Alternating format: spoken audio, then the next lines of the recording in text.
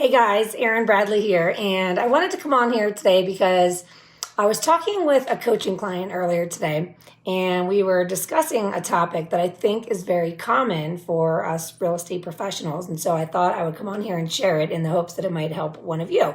So, what we were discussing is that we all know what we need to do in order to grow our business, right? And we wake up in the morning, we say to ourselves, what could I do today? What should I do today in order to grow my business? And in the process of decision making, we're actually draining our energy. And so in the book that I published a long time ago, Pursuing Freedom, I outline a specific strategy that gives us the tools and essentially the content, the why, the purpose, the reason for picking up the phone and connecting with other human beings. And as strange as it might sound, the why behind the activity is not what I'm going to get from this phone call or from this interaction or this meeting. So if we can strip away the agenda being, well, I desperately need to grow my business because I'm not on track to hit my goals, or, I really want to double my volume this year because I hired help and I need to be able to justify that expense, or whatever the motivation is,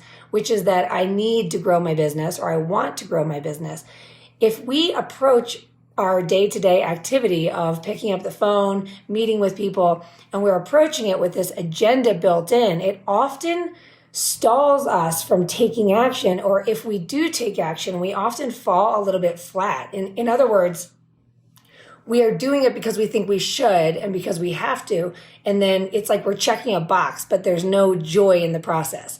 And so instead of doing that, instead of picking up the phone and making a call or setting an appointment with somebody because I'm thinking that's what I have to do because I need to grow my business, which is all about me, which makes me feel like the activity is self-serving, which creates this stall or it holds us back, right, from actually doing the work or doing it with joy or with like feeling like we're making a contribution. So instead, what I recommend is that you leverage your existing sphere, your friends and family, and you let them know that you're on a mission to build a resource directory or referral directory of trusted local service providers to be a resource above and beyond what you get paid to do. So instead of you being this amazing, caring, loving human being who happens to do what you do for a living, who happens to sell real estate or happens to be a mortgage lender or whatever it is, it's you, the caring human being who's picking up the phone with the intention to solve problems above and beyond what you get paid to do, especially in real estate, because most of our clients don't need our services except every couple years. And it's a disgrace to not keep in touch with those amazing clients that we connect with and we have a great experience with if we're only connecting because we think we're going to get something from it. Then there's no reason to connect, right? And so the goal, the why behind the connection has to be to figure out what's going on in their lives today and to then be able to be the connection point to solving those problems or solving those needs, which means we need to be constantly connecting with fellow service providers in order to be building the tool belt to be able to solve all their problems and be available as a resource at all times, not just when they need real estate. But here's the next level, right? So that's all great and fine. You can call your past clients, you can call your friends and family, you can find out what's going on in their life, and you can try to show up as a resource to them. And you can try to build that referral directory in the process, leveraging your existing sphere, which is a great way to grow your database in the process. But what happens is there is this sticking point for a lot of us as real estate professionals. We're often giving out referrals and it feels like a one-way street.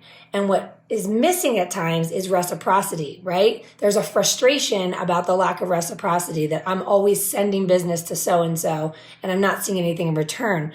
And I think the disconnect is because we're thinking of them only by what they do for a living, not who they are as a human being, right? So we need to marry this together. We need to take the human being who happens to do such and such for a living, and we need to bring it together. So what that means is that we don't just send business out the door and not get to know the people that we are referring business to at a deeper level. Find out how they got into this line of work. Find out why they got into this line of work. What was it like when they went 100% commission? What are their goals? What are their bottlenecks? What's the biggest struggle that was caused by coronavirus in their business? What are they looking to do in 2021? What's their family life like? What are their hobbies? Like, if we can reach out and get to know the people that we refer to as vendors or contractors at the human level, we create a much deeper relationship. And then if we teach them this same process, we can help them build their business by referral, which is what we're all looking to do, right? Referral business is always the most joyful business, at least in our experience. So if we can help other business owners learn this process so that they can communicate with their people in a way that is a resource above and beyond what they get paid to do, we create a domino effect where every interaction leads to another opportunity to follow up and provide value and to really demonstrate your intention to be a resource above and beyond what you get paid to do. If you do this, you will not be thought of as the best salesperson in town. You'll be thought of as the best human being, and everybody knows what you do for a living. So as you're top of mind, which is what it's really all about, you're top of mind as a human being who cares about every person they interact with and who's always looking for an opportunity to go above and beyond, then when they hear your name and the opportunity arises because somebody needs your services, you're the first person they think of because of you being the amazing, caring, loving human being you are. So what I'm suggesting here is go a little bit deeper. Go into every interaction, every phone call, every haphazard coincidental meeting that you might have, as well as every intentional meeting, and go in with some curiosity.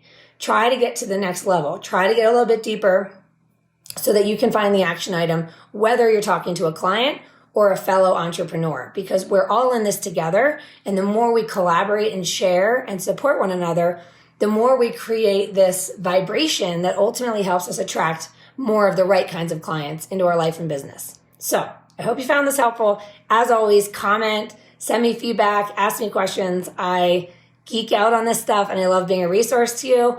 I hope this finds you doing awesome, and I'll see you next time.